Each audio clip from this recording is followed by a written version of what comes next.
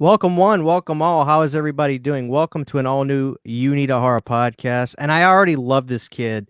Nick, we've got Elliot here from Little Punk People, and this kid's taking the world by storm with this new film Terrifier 2. I mean, this is crazy what's going on, dude. I bet your whole life has just been like this crazy whirlwind in the last, I don't know, 5, 6 months. Oh yeah, it definitely has. Even when I heard that I got the role, just seeing that audition, because I was already a fan of the first Terrifier. Not All Hallows Eve. I watched that one a little later, but I was already a fan of Terrifier, and I saw that audition. I was freaking out. I was nerding out, and when I got the role, I was so ecstatic. And filming with Damien, David, Lauren. It was a whole cast and crew. Was so wonderful, and to see that the movie is getting a lot of recognition. It was in theaters. My mind was absolutely blown. Yeah, and we're gonna get there because Nick, I think Nick's favorite film, and a crazy thing, Elliot, I think a lot of people's favorite horror movie last year was Terrifier 2. We went and saw these big A24 films. We went and saw Halloween Ends, and I remember Nick came up. We were talking about this. Nick was like, "Christian, I can't believe this, but this couple $100,000 budget horror film is better than these big budget movies I'm seeing. Like, what's going on?" I mean, me and Nick were so excited to book you because we were just, the movie is just incredible to people. It's changing. It's like it took over the world, and we're so excited to have you to talk about it. But I don't know if Nick is aware of your history with what you've done on YouTube, and for the viewers, that may be your first time we've ever seen you was Terrifier 2. I knew you from Little Punk People. We were talking a little bit about this before the air. Can you kind of tell us how did all that start? You had to have had cool parents, right, that got you involved with Yes. like the good music. And Mhm. tell me about your start into the social media and the YouTube world.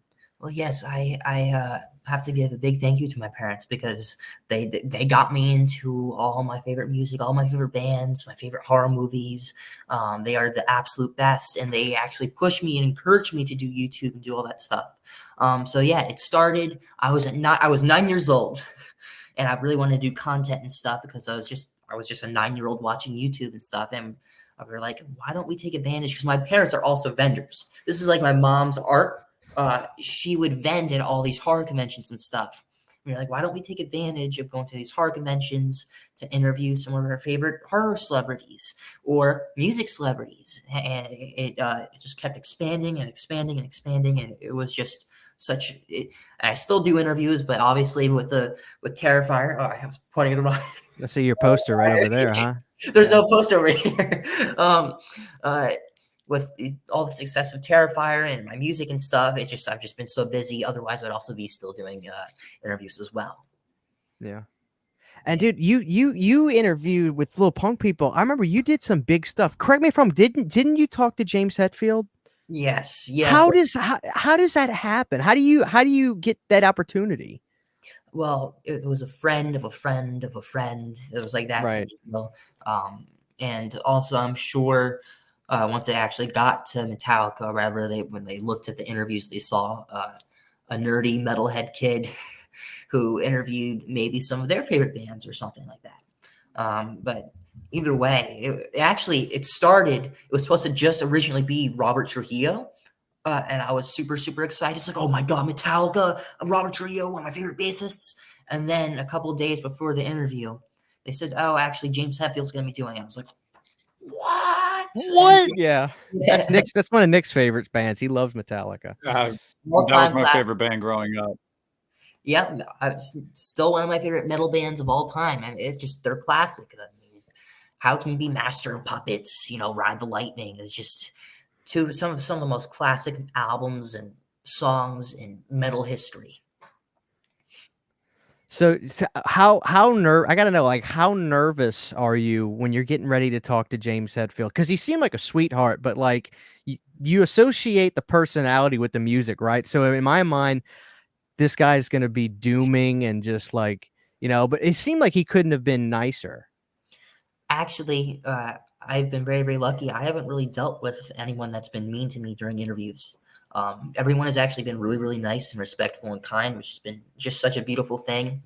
But I'm so glad you brought up being nervous for interviewing James Hetfield, because that was probably one of the top 3 most nervous moments of my life. Just because they had me sitting down in a waiting room beforehand, right? And James Hetfield was supposed to walk in at any time.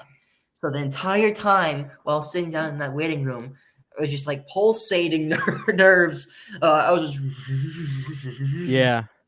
because especially, I mean, James Hetfield was one of the people that got me into even playing guitar because, I mean, the ESP pickups, with the Explorer Gibson guitar. I mean, one of my favorite rhythm guitarists, so was Kirk Hammett, was one of my favorite lead guitarists. So I was just nerding out and very, very nervous. And sometimes while we were waiting in the waiting room, there would be like a staff or like a crew just to go in and like clean something or like take an item out and walk away. So I'd be like, oh, James, Yeah.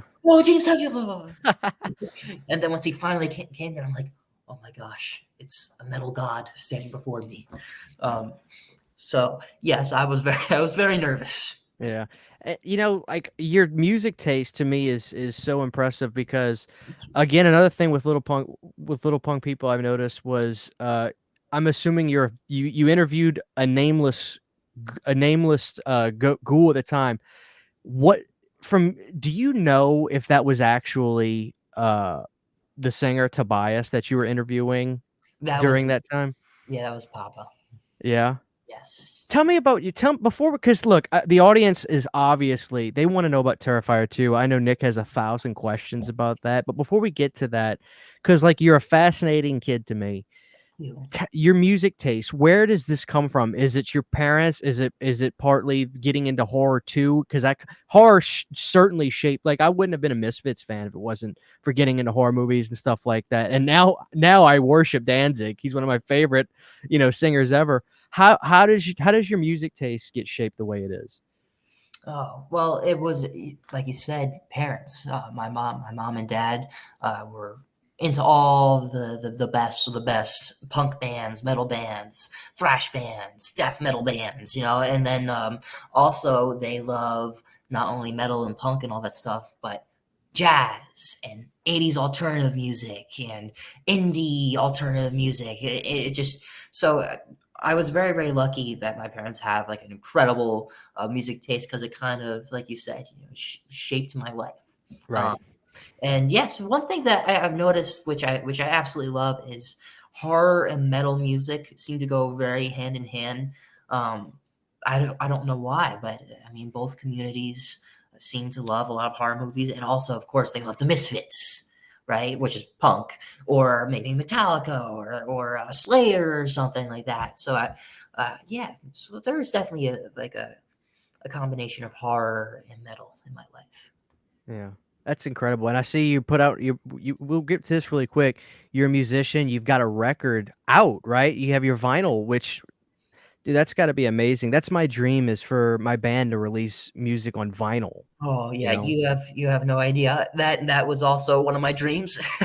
Reading my mind over here. I'm a huge vinyl nerd myself. I collect records, and it's one of my favorite things to do is go to a record store and flip through the vinyl, and once I finally had my album in my hands to see that, I was just freaking out.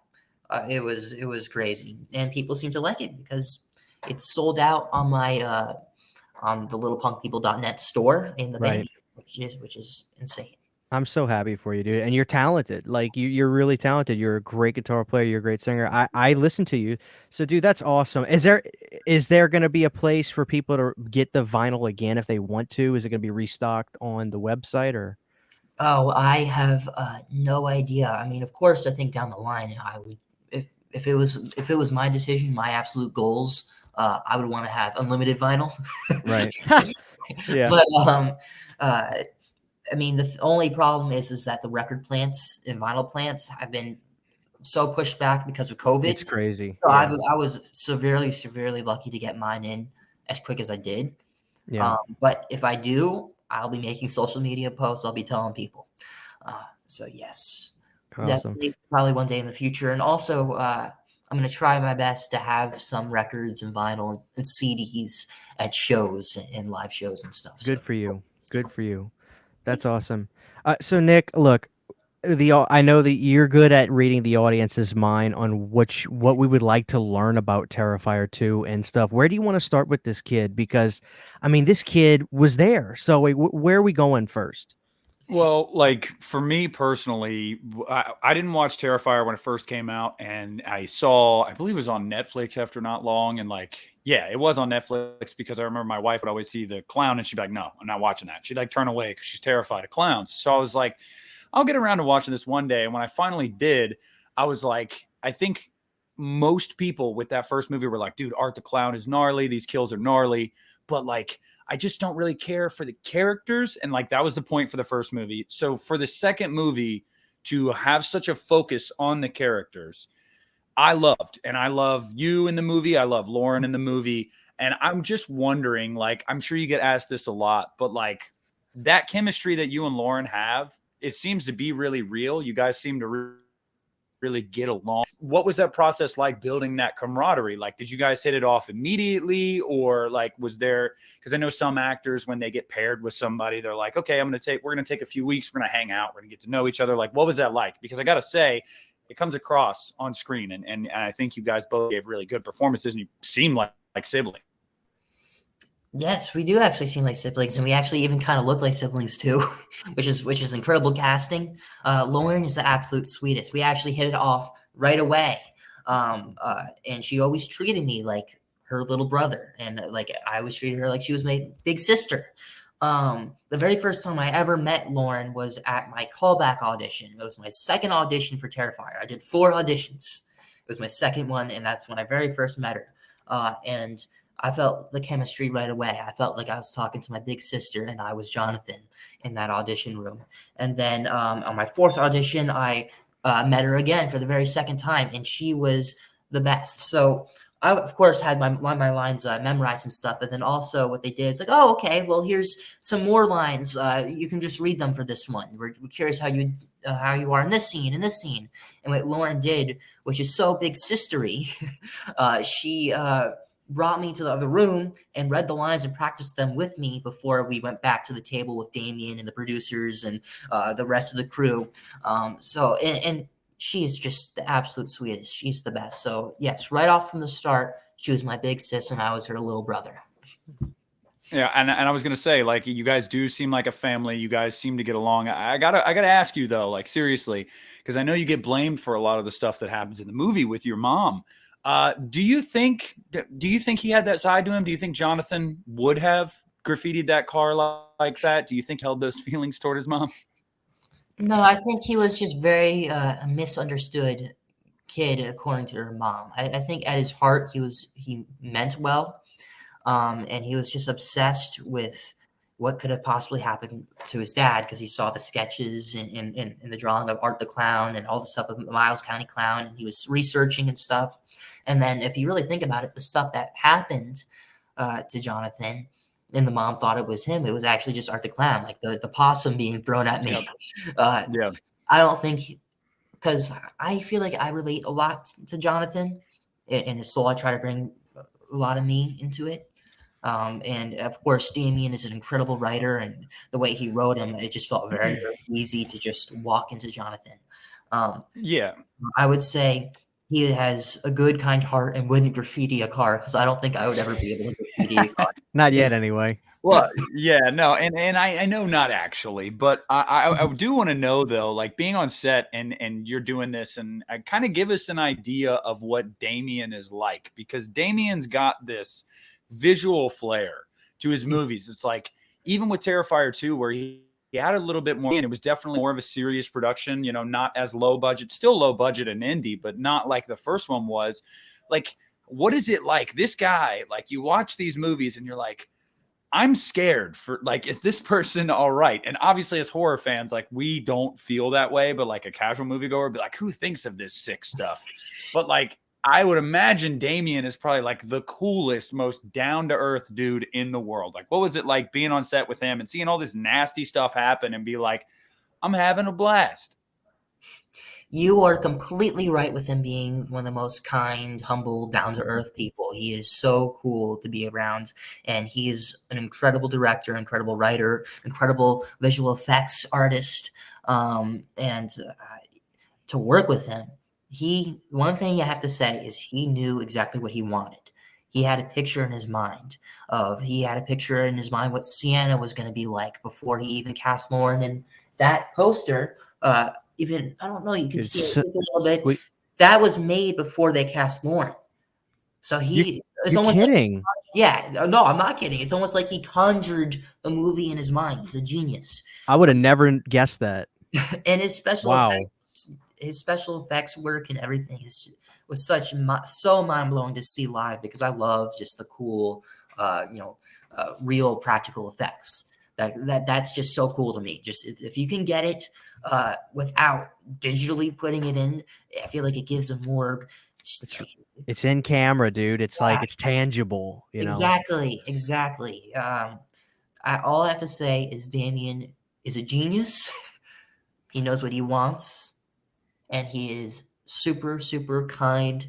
He's the sweetest and down to earth person. Dude, he had to have done so much prep work for this movie. It's unreal, right? Because but let me switch gears for a second, Elliot. I want to get inside. How old are you now, if you don't mind me asking? I'm 18. You're 18. Okay, cool. Okay, so let's go back to, you said you did 4 auditions. Tell me, because like I looked you up on IMDb. I saw you've done some stuff in TV shows. You have to forgive me. I haven't seen what those were. Was it small? Were you, was it, what do you call it? Were you an extra on a show here or there or something? It wasn't like extra. It was more of like, oh, here's a flashback scene, or just like a character that will have like a couple lines, but you never see ever again. Right. Okay. Fair enough. So this was obviously your first role where it's like you've got a lot on your plate. You're a lead actor, a lead or supporting actor in the role, whatever you want to call it. You're on screen as much as anybody. Dude, take me back. Okay, tell me, how do you even hear about this? How does this get on your plate? And when it does your pops or your mom, do they kind of say, look, because I'm assuming you had seen the first Terrifier when this comes across your desk. Do they say, don't get your hopes up, do your best, but look, take it day at a time? Because if it was me, I'm already thinking to myself, this is going to be my job. I've got to do this. I'd be overly excited. Take me through the mental state you were in when this first comes across your plate. And how do you even hear about this? Like, when does this all start? I need to know the genesis of your journey with this movie. The genesis of my journey. It started with, so I have an agent, but this movie was, I was casted. The only way that we found it was actually my dad. He decided randomly one day to look on a website called Actors Access, and Terrifier 2 was on there. And he's like, Terrifier 2, oh my gosh, because we're fans of Terrifier. And we just simply submitted me. I submitted myself for 2 roles, for Jonathan and one of the kids that is messing around with the possum, with the scene with Felissa Rose. And they said that I looked the part for Jonathan, so I did the auditions for Jonathan. Very first audition was a self-tape, which is just filming at home, one of the scenes. And then the second the second audition was of those same lines, and that was in person with Damien, Lauren. And then the third audition was with another self-tape, and that was me practicing my screams. Okay, time out. Yeah. You practicing your scream. So is it as literal as they say, okay, we need you to have, what does that mean, practicing? Do you just literally have to just scream into a camera? I don't fully remember, but I think that's kind of what it was. It was a screen test, technically. I think that's what they called it. And I couldn't film it here because if I live in an apartment, so if like any neighbors heard me What are they calling the cops? over and over and over again, not only even if we warned them and said, oh, we're going to be screening, it's going to be annoying. So we actually went to New York to film it, of just me screaming over and over and over and over again.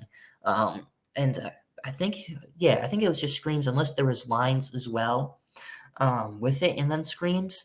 And then my final audition was at the producer Phil's house, and that was Also, my top 3 most nervous moments of my life because I was sitting in the car outside the producer's house of Terrifier 2 and Right. Terrifier, just to go in there, walk in there, I mean, I was, very, very nervous and very, very but excited at the same time, and I'm just happy it went really well. Now, do you when is there a certain point where you kinda know, "Okay, this is my role"?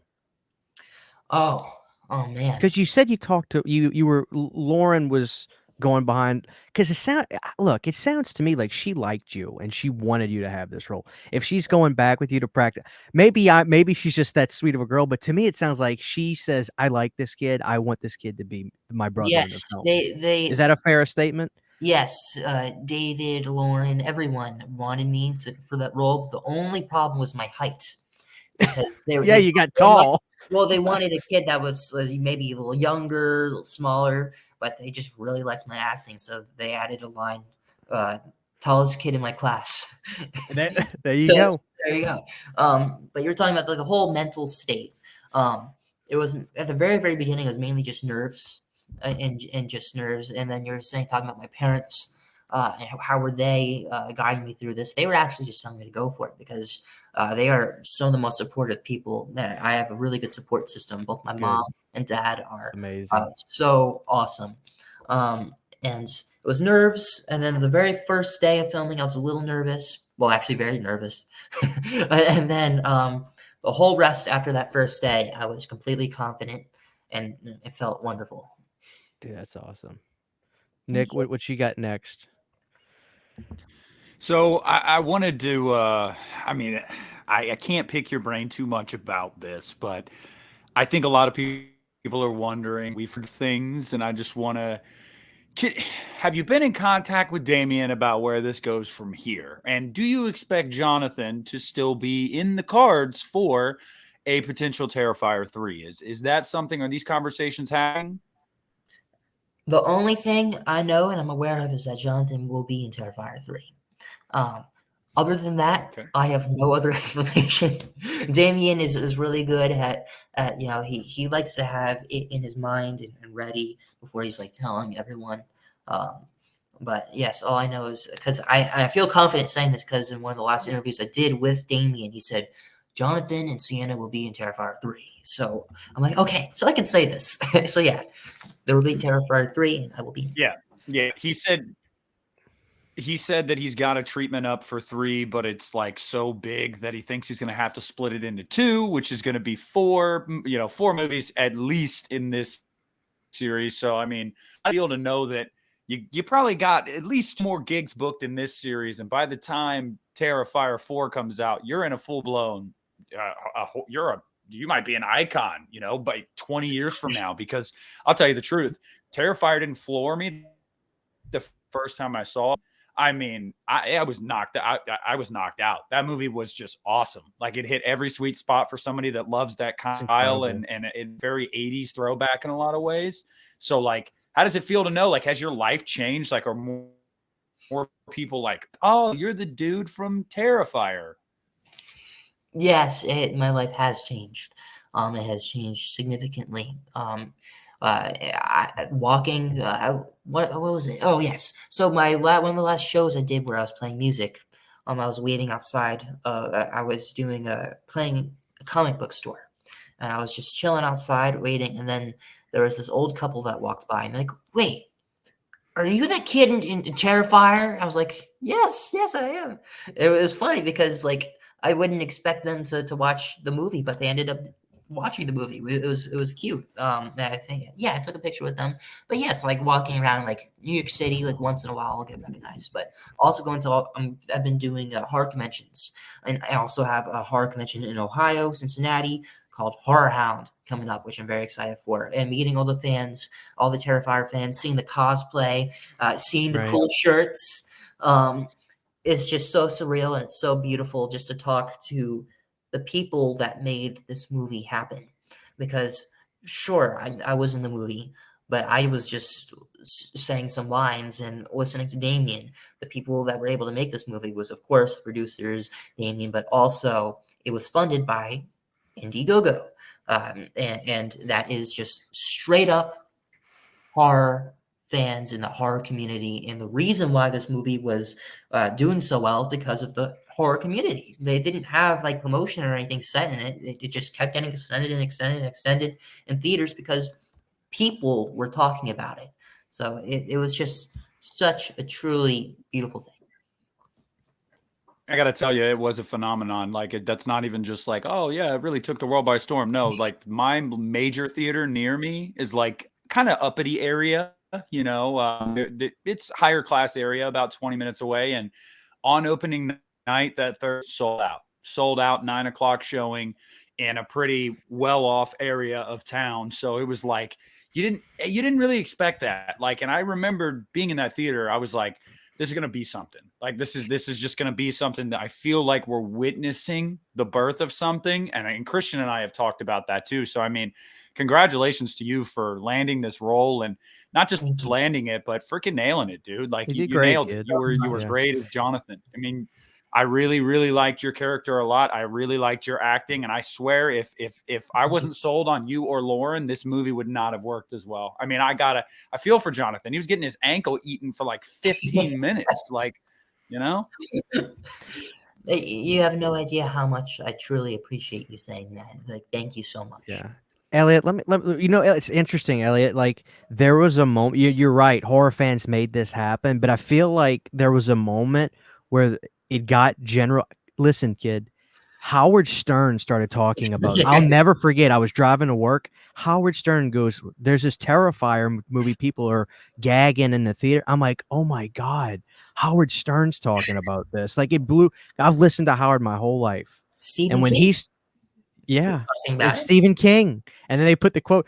Let me ask you this, Elliot, because I'm really interested in kind of the intimate kind of stuff. Not trying to pry, but like, I imagine was there ever a moment while you're making this film that when this movie's done, I guess, do you talk to Damien being like, hey, I can't wait to go online and look at reviews of this movie, and he's like, look, kid, just people are critics, be careful, you might see, like, is there any kind of conversations about that? Do you look at reviews of this movie at all ever? I mean, take me okay, the movie's come out, it's this smash success. I gotta imagine you're a curious kid. You're probably gonna go on YouTube, right? I mean, are you looking stuff up? I mean, seriously, I'm sure you've watched a couple. And does he ever say to you, hey, just brace yourself, you did great, but just know that maybe, is there any kind of conversation like that, or does he encourage you to go look into that kind of stuff? I think he might have mentioned that at one point, but I don't fully remember. But yes, I did look at reviews and stuff, and then look at the critics or whatever in the comments of the YouTube or whatever. Yeah, I saw all that. But the thing is, good or bad, I'm just glad that people enjoyed the movie. You know, I'm just glad that people watched the critics the movie. liked it. Movie. Yeah, the critics loved it, which is awesome. But everything, I'm just happy. I'm just simply happy with how the movie turned out, and the fact that the horror fans truly love the movie. And does Damien does it register to him what's going on? Is he, I could see this going one or two ways. I could see him being this determined guy that while this is going on, he's like, he's happy, but he's like, I knew this was going to happen because we put in this work, blah, blah, blah. Or is he like shocked as everybody else when this movie comes out and it just keeps making more money and it keeps making more money. And what was his, if you can remember, what was his reaction? I think, I mean, obviously, it's just probably just as me. I just mind blown, surprised, and even while filming the movie and filming Terrifier 2, I knew it was an awesome movie, and I knew like everything that Damien was doing, and his vision and everything was truly awesome, and I was excited for it. It was a movie that I would be a fan of. And I knew it, and I had a feeling it was going to do well, but it exceeded my expectations, and I had high expectations. And I think it also exceeded Damien's expectations, but I'm not going to put words in his mouth or anything. But I wouldn't be surprised if also exceeded his expectations, and he is a perfectionist. He wants the movie to be as perfect as possible. He was doing a lot of the editing too and putting together the movie. So not only was he writing it and directing it, he was also doing special effects, the practical effects. He was also editing too. So he put his soul into this movie. It was his life for that period of his time. life. He did Horror- nothing else. Horror is Damien's life. It's his life. He dedicates Yeah. himself to. Yeah. And I Well, think and if you can always you want- tell. Yeah, it's really good. Sorry. No, Go ahead, you're Nick. good. You're good. Oh, I didn't mean to interrupt you. Oh no. Okay, sorry. If you want a director directing a horror movie, I feel like they have to be truly dedicated to horror, like Damien is. I think that's like the main thing, because if you have a director that's able to talk about for hours some of their favorite horror movies, that means they know what they want because they're a fan of horror. Yeah. Do you think there was a certain? And I want to Go ahead, Nick. I'm sorry. Damn. Go ahead. No, you're good. Go ahead. Okay. Go I ahead. want to ask you really quick, Elliot. There's a lot of fan theories. A lot of people have speculated. This has been something that I feel like Damien intentionally teased in Terrifier 2, but didn't address. I'm not going to ask you for answers, whether you have them or not. I just want to know, you, Elliot, the actor playing the role of Jonathan, do you have your own theories about their dad and maybe some possible connections to art? And like, are these going in your head? Like, as you're thinking about a potential Terrifier 3, are you like, do you have Elliot's theories of what this all means? Oh, he knows. Look Yes. at him. He knows. Oh, I actually don't know. I do I'm have just theories. I'm kidding. You're all good.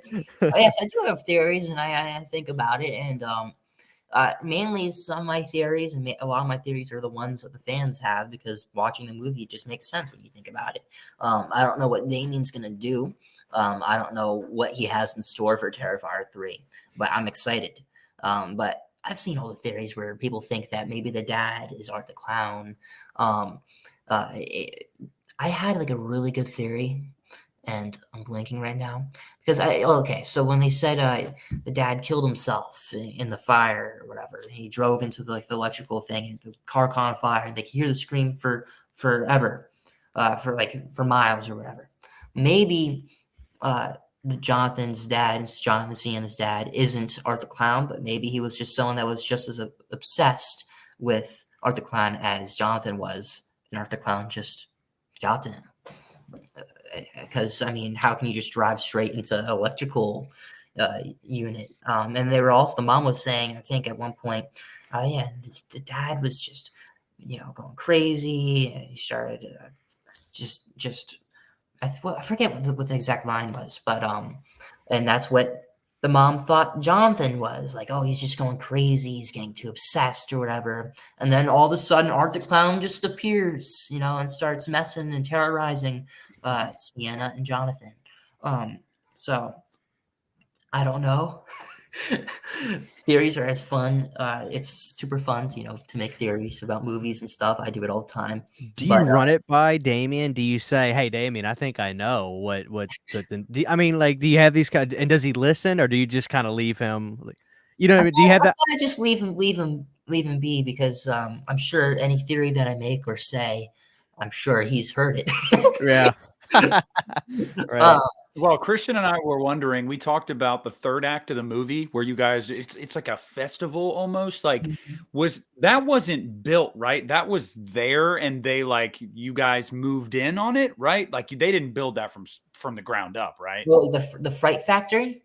Oh, like the last sequence. Yeah, Yes, with the rides and stuff. Yes, that was called the Fright Factory. It's in Philadelphia.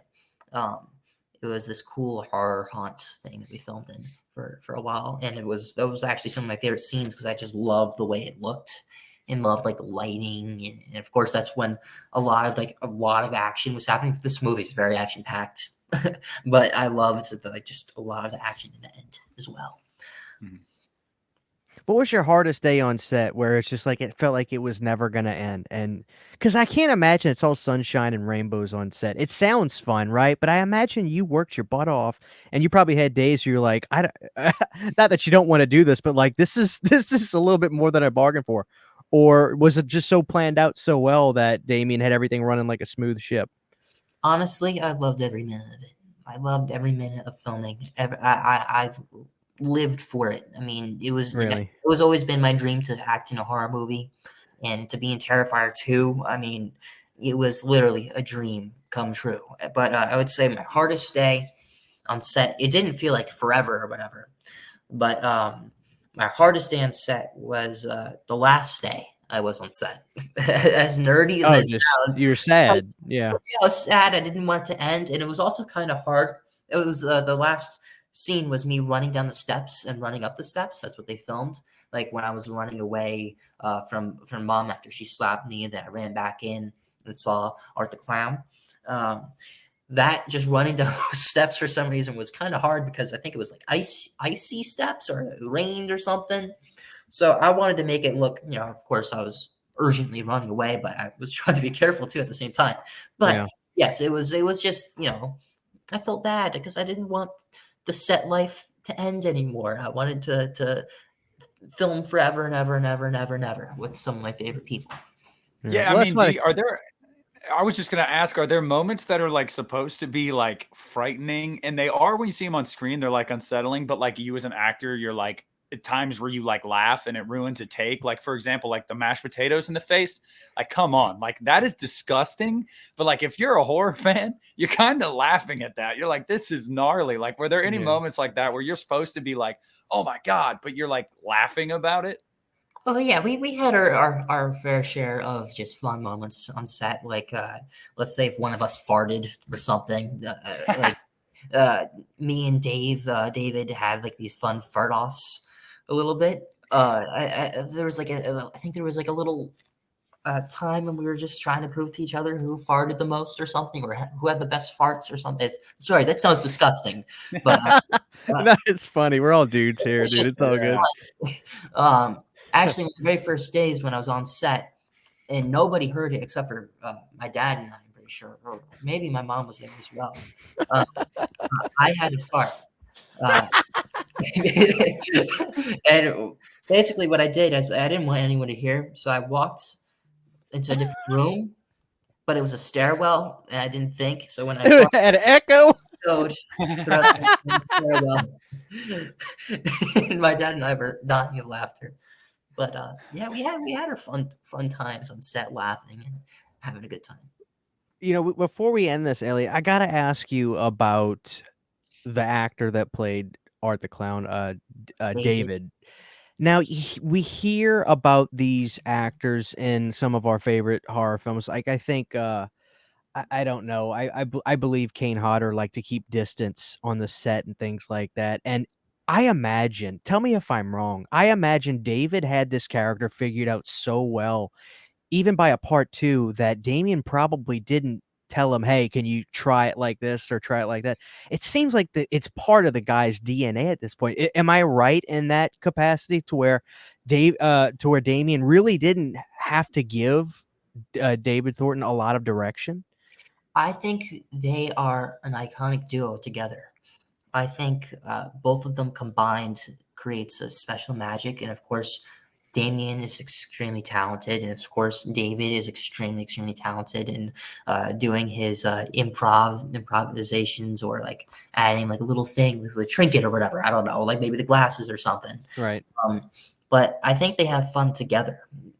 From what I've seen, there's just a lot of both of them doing their own thing, and like David will do his own thing, and then Damien would also say, "Oh, I love that. That was awesome, but maybe also try this or whatever." And then David would do that, but then maybe he will do this. David would also do that in the scene. So it's like an iconic, magical duo together. It's a respect and no ego kind of thing. That is what Yes, it sounds like. Oh, that's magic. Yeah. they That's truly have magic together. Yes. Now, does he screw around with you on set, or because to me, look, I'm 30 years old, but if he was in the room with me and he just was looking at me, eventually I would start to get pretty creeped out. Does he stay in the character kind of thing, or does he goof around eating potato chips in the makeup, talking like, "Hey man, like, did you hear the new what's and what?" Like, what is he like? You know what I mean? He's very good at turning it on and off. So Yeah. like he can in between takes he's David. He is David. He cracks jokes. He has fun. He goes around and then action, and he turns into Art the Clown. You Like can just it's turn it on like he a can flip, turn it like a on switch. and off. Yes, That's crazy to me. God. he's so talented. Who won the fart off? Well, if that was if you asked that to David, David would probably say himself. But since you're asking it to me, I'm going to say me. I am a ultimate. I am the ultimate fartist. Yeah. I'm sorry, that was the worst joke. No, the audience needed to know that. You can't leave them hanging talking about a fart off, and then we need to know who won. That is right. My entire life I'm dedicated to having the best farts. So. All right, Elliot, while we wrap this up, man, I want to say again, thank you for giving us some of your time. Thank you. Dude, what do you want to do next? I mean, now that you've done this, I imagine you've got other mountains you want to climb. Are there things you want to do? Are you riding the wave? You've got your music. Do you want to do more acting? Are you going out on more auditions? I love the way you said "ride the wave" because that's how I kind of try to live life and live Right. Doing everything, whether it's music or acting. It just kind of comes. I kind of just live life where everything is just a big giant sequence. I take it day to day, like you're also talking about. That's the way to go. So today I'm feeling music. I've been doing music. Tomorrow I'll be probably doing music. If I have an audition the next day, that means I'll be doing that audition. And yes, it's been for acting wise, it's been a lot of auditions. But I love doing them, and I will never stop. I would love to be in more horror movies. So if you're a horror director watching this, I'm down. Yeah. But also, if you could go into one of, I was just gonna say, if you could go into one of the big 3 franchises, which one would it be and why? I'll give you a hint, Elliot. No, don't say it. No. Hey, I'll give you a hint. I love Scream. I love that hat. Halloween. Oh man, I'm gonna say the one I would probably best fit would probably be the Scream. Would probably be my best fit. Okay. Hey, they're gonna make another one, so get your audition. I dig that. But here's the thing, I'd be down for any of them. But I think Scream is just the original Scream, one of my favorite horror movies of all time. And yeah, I would say Scream. That's a good question. Yeah. Elliot, dude, again, you're awesome. Thank you for giving me your time. When this movie came out, I really was thinking about who I would have liked to have talked to about this movie, and you were my pick. So I'm so glad that I was able to get in contact with you. Top 5 favorite bands, and then I'm gonna let you go. Ooh, okay. And this is just bands in general? Bands in general, man, because I need to get a sense of where you are with your music taste at your age, so I can gauge it how I was when I was 18, just out of sheer curiosity. And you could tell a lot about somebody when they say their top 5 favorite bands anyway. I like to have a big mix. So first up, I have a Radiohead tattoo. I love Radiohead, and that was one of the main artists that inspired me for my album. So I'd say number 1 is Radiohead. And this is when it comes to bands. If it was artists, just artists in general, it would be a completely different story. That's fine. Radiohead, number 1. Queen, number 2, because they were just such a huge part of my life, and I love Queen. I would go Metallica, because they're just a huge part of my life. I have to throw in some punk. You look like a Black Flag kid to me. You're very right on that. My mom's soul is broken because she loves Descendants, and I love Descendants too. But Black Flag is definitely one of my favorite punk bands of all time. And then to have a final pick, a final choice, I'm gonna. The final choice is always the hardest. I'm sorry. Oh man. Are you like? I want you to throw me a curveball. Are you into like The Cure, or are you into like? I love The Cure. I love Depeche Mode, Joy Division. I'll say The Cure is my 5th pick. Really? That's awesome, dude. That's what I'm. This is for bands, not artists. Elliot Smith. If we said artists and just artists, Elliot Smith would be number 1. Okay. Our list. That's awesome. I mean, are you a Alice Cooper fan? That guy saved my life. I'm seeing Alice for my second time in May, and I can't wait. Like, I'm so excited to see Alice I live. He's love my hero. I love Alice Cooper. I actually got to meet Alice Cooper at a dealership, at a car dealership, because he was doing a signing. And it was a long line, but that line was so worth it because I'm a It huge. was. I love Alice Cooper, one of my favorite bands growing up, and I also have I have an Alice Cooper "Hello Hooray" signed by him and the original band, because the original band was also The there at original band. the convention. Yeah. Dude, you are awesome. That is so cool. Thank Like, you. when I was 18, dude, I would whatever was popular, I was listening to. And I'm not saying that there's anything wrong with that, but when you find the music that you can call home, so to speak, and the bands that become part of your DNA, that's the day you start living. You know what I mean? And like, it took me a while to get there, That but is- I'm there now, you know? So, yes, welcome. yeah. So, Nick, you got any final thoughts for Elliot before we wrap it? No, man, I know, we don't want to keep you too long, and we appreciate you coming on. And I echo everything Christian said. Love you in the movie. Really great to see you thriving and just kind of, I don't know, going day by day. Just keep doing that, man. And we really, really hope to see you in more horror stuff because you've earned your place. That's for sure. You've Thank you earned it, so kid. much. And when you do Terrifier 3, you come back on our show. I'm down. Yes. I'm Okay? down. I had an absolute pleasure talking to you both, and thank you for having me on the show, having me on the podcast. It was a ton of fun. I love talking to you both, and you both had some awesome questions. I enjoyed it. Thank Good you. times. Thank you. To our listeners, we appreciate you listening. Be sure to go follow Elliot. Go to his Instagram. Go follow him there, Little Punk People. Subscribe to the YouTube. You're about to hit 100,000 subs on Little Punk People, from what Yeah, I saw, and that's amazing. You get that plaque. maybe. You know what I mean? Yeah. You'll get it. You'll get it. All right. For our viewers, thank you so much. We love you, We and we'll love see you you. guys next time.